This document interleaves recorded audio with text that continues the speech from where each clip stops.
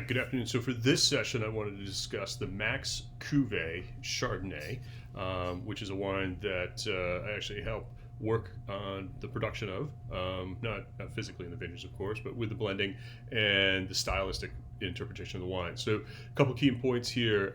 Just looking at the label real quick, Max Family Cuvee. This is obviously our label. It derives from the fact we've had the Max Cuvee label for, at this point, about 16 years, primarily red, but we started with the Chardonnay a couple years ago. And it's Sonoma County. This is the 2018 vintage, and that actually is the first vintage that we started with. I'll give you a couple key points, but I wanted to also point out the label. So this is Max. This is Rich's grandfather, and it is a picture of him that I found in Rich's office. He's actually holding his World War I battalion photograph, which is kind of cool. Can't really see it there, but do check out a label in the restaurants. And we put a whole bunch of information on the back. This is... just to back up for half a second, this picture was actually taken by an old friend of mine, Walter Rebetz, who's a photographer.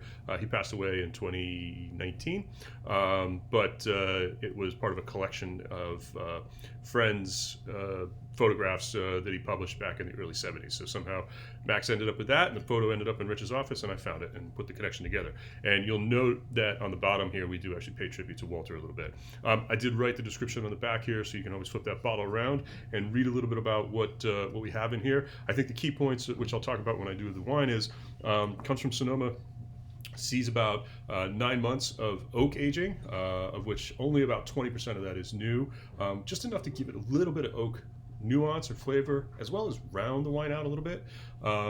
Aging wine in oak barrels does two things. It can impart some flavor from the oak itself, and that is going to depend on the age of the oak, because oak barrels can be used over and over again. We usually kind of quantify that as 1 year or second year or third year kind of barrels, meaning however many years the wines might actually sit in them before new wine is put into those barrels. So typically newer barrels are going to be used a little bit more sparingly because they're going to impart a lot more intense flavors.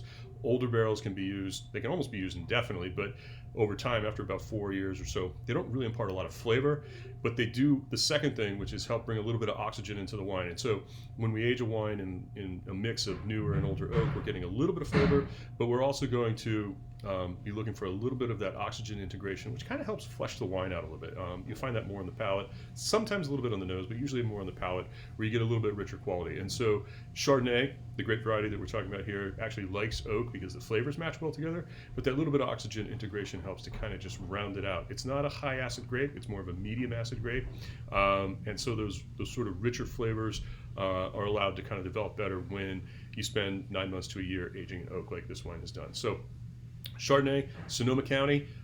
It's actually made at Stuhlmuller Vineyards, which is in the Alexander Valley portion of Sonoma, in the northern and eastern portion of Sonoma, almost in as it goes up into Mendocino and Napa Valley, just tucked up in the corner. It's actually the warmest part of Sonoma, so the flavors tend to be a little fuller, a little riper, a little richer. So getting into the wine, nose in the glass.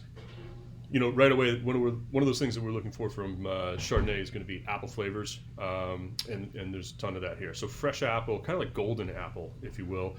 Just a little bit of Granny Smith, perhaps, with a little bit of green edge to it. But nice round apple flavors. You get just a touch of oak. I often, with this wine, will find more of the oak influence coming on the palate side of it than really on the nose. But nice and kind of round apple, pear, a little bit of lemon, and just a touch of oak, which comes through more as like a slight baking spice kind of quality.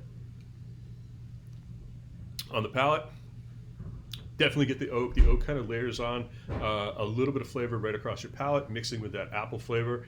There's good acidity, like I said before, it's medium acidity, keeps the wine fresh on your palate, but it's not racy, it's not high acid, just enough to kind of activate your salivatory glands, get a little bit of saliva going in your mouth, which works really well with food. So this Chardonnay, paired up off of menu items with food, kind of the classic pairings with Chardonnay are going to be seafood dishes that are a little bit fuller. So, maybe salmon or haddock or another kind of steak fish, swordfish perhaps, work well with that depending on the sauce. Also works well with richer kind of shellfish like crab and lobster. It can also work really well with poultry, chicken, and sometimes duck, depending on how it's paired. But those are kind of the classic things. So a little bit more in the medium and sort of richer side. Work really well with Chardonnay because it's got some acidity. It can actually work with that little bit more fattier type dish, like, let's say a lobster perhaps.